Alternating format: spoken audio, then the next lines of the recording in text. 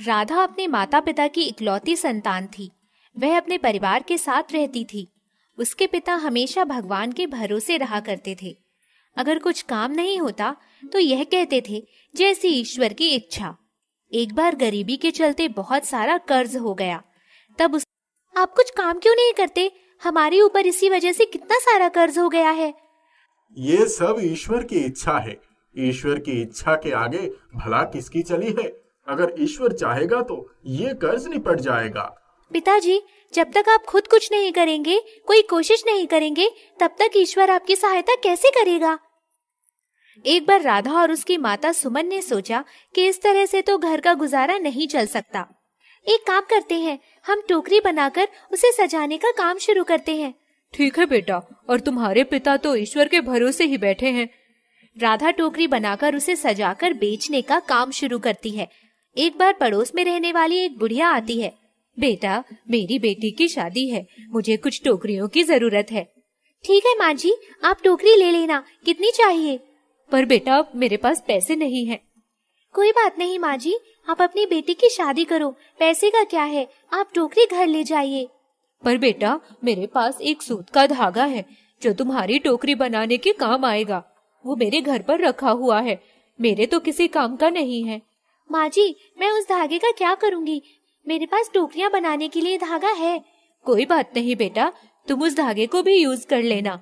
वह धागा तुम्हारी टोकरियों को मजबूत कर देगा। ठीक है माँ जी, आप मुझे वो धागा दे दीजिएगा। राधा धागा को ले लेती है।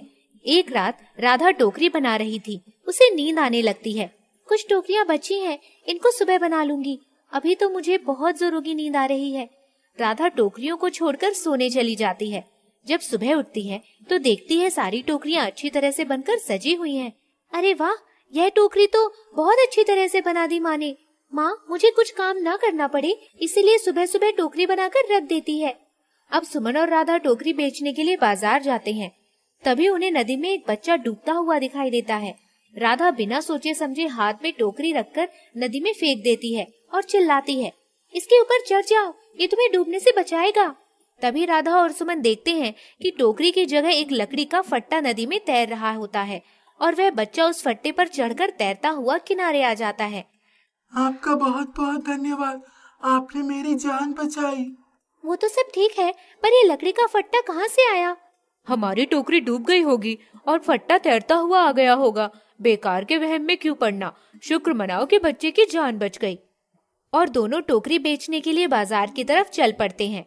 और आज और भी दिनों से ज्यादा दाम में टोकरी बिकती है। माँ, आज तो टोकरियों के दाम ज्यादा मिले हैं, इससे पहले ज्यादा दाम नहीं मिले थे। हाँ, तू सही कह रही है। तूने इतनी अच्छी टोकरियां जो बनाई हैं, वह तो ज्यादा दाम में ही बिकनी थी। यह सब तेरी मेहनत है। पर माँ, यह टोकरी मैंने नहीं, आपने बनाई है। मैं जब सुबह उठी तो मुझे यह टोकरी बनी हुई दिखी थी और बहुत सुंदर तरीके से बनी हुई थी। नहीं नहीं, मैंने कोई टोकरी नहीं बनाई। मुझे इतना वक्त कहाँ। यह टोकरी तूने बनाई है और तू भूल गई। राधा के मन में उथल पुथल मच जाती है और वह सर पकड़कर सोचने लगती है, आखिर टोकरियों का राज क्या है? यह टोकरी मैंने फेंकी तो फट्टा बन गया और टोकरी अपने से और इतनी मजबूत बनी है कि फटाफट बिक भी गई। कहीं ये सब जादू की वजह से तो नहीं हो रहा है? शायद जो बूढ़ी माँ सूत का धागा देकर गई थी, कहीं यह उसी का चमत्कार तो नहीं? कहीं वह धागा जादुई तो नहीं? राधा अपनी माँ को आवाज लगाती है और सुमन को सारी बातें बताती है और कहती है कि वह धागा जादुई है।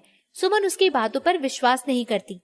अगर माँ, आपको मेरी बातों पर विश्वास नहीं होता तो आप देखिए, मैं टोकरी में बहुत सारे पत्थर भरूंगी और टोकरी ना ही टूटेगी ना ही मुड़ेगी, तो हुई ना जादुई, और ये पानी में भी नहीं गलेगी।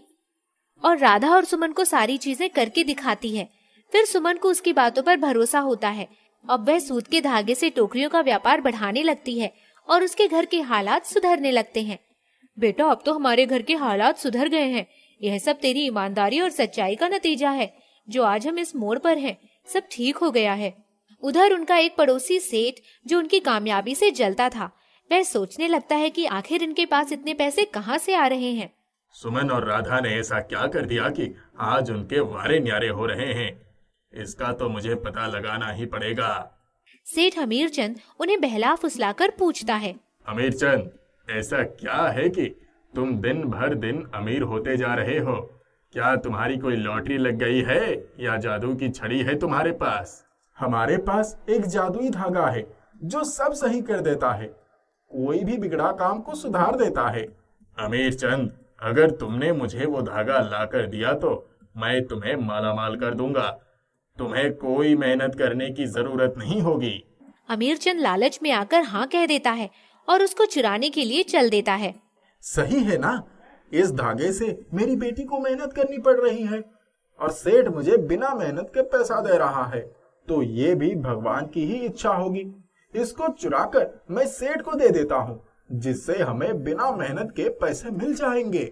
जैसे ही वह धागे को हाथ लगाता है, उससे आवाज आती है, पापा मुझे बचाओ, पापा मुझे बचाओ, मैं कुएं में गिर गई हूँ।